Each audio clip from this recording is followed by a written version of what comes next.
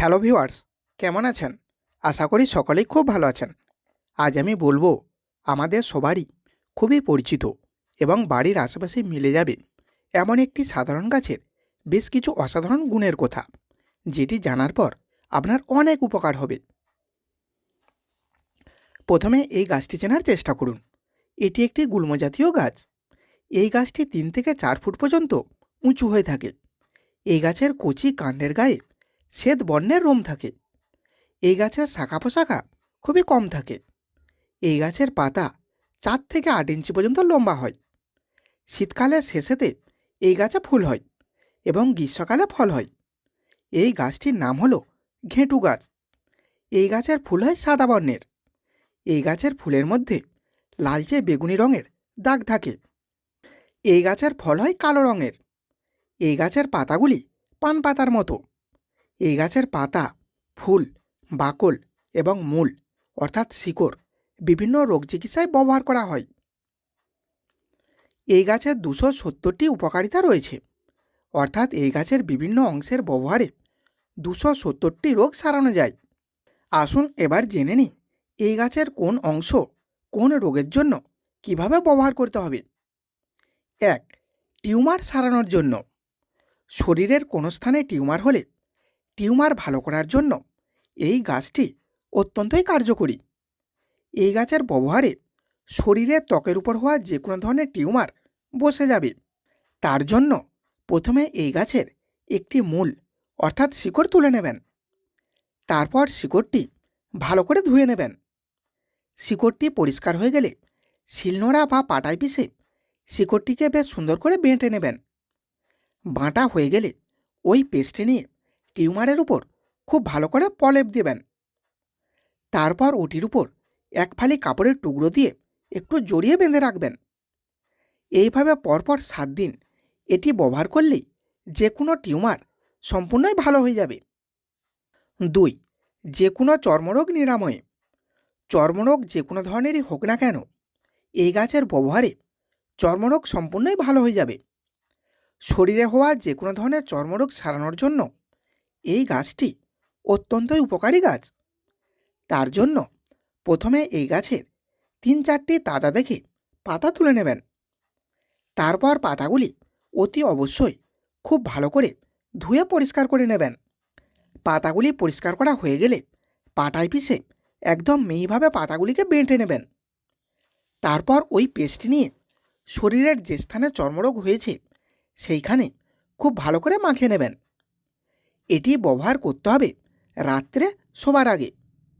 দ্রুত রেজাল্ট পাওয়ার জন্য পাতা বেঁটে ওই পেস্ট নিয়ে রোগের জায়গাতে প্রলেপ দেবেন এবং তারপর পরিষ্কার কাপড় দিয়ে ব্যান্ডেজ করার মতন করে বেঁধে নেবেন এবং পরের দিন সকালে ব্যান্ডেজ খুলে জল দিয়ে ধুয়ে নেবেন।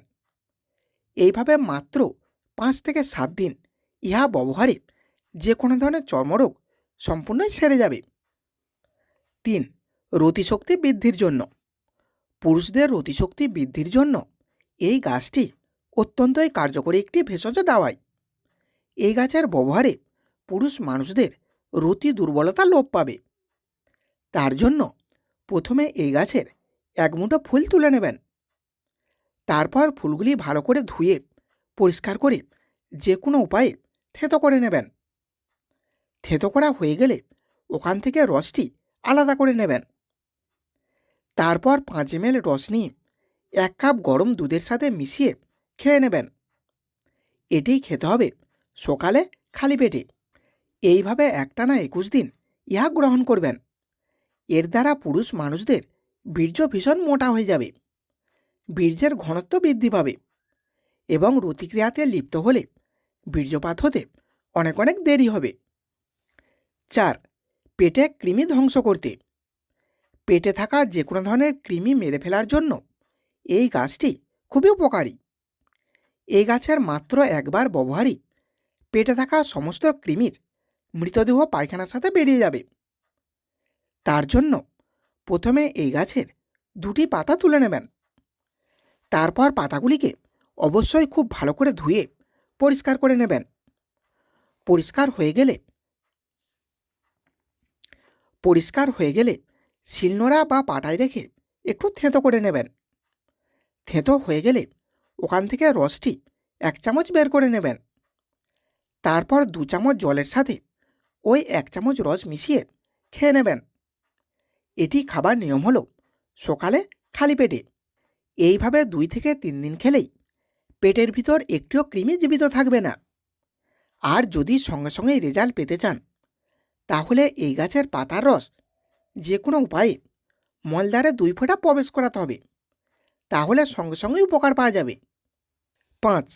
হাঁটুর ব্যথা কমাতে। হাঁটুর ব্যথা সারানোর জন্য এই গাছটি খুব দ্রুত কাজ করে। এই গাছের ব্যবহারে হাঁটুর ব্যথা সম্পূর্ণই গায়েব হয়ে যাবে। তার জন্য প্রথমে এই গাছের নরম নরম কাণ্ড বেশ কিছু কেটে নেবেন। তারপর কাণ্ডগুলি ভালো করে ধুয়ে পরিষ্কার করে নেবেন।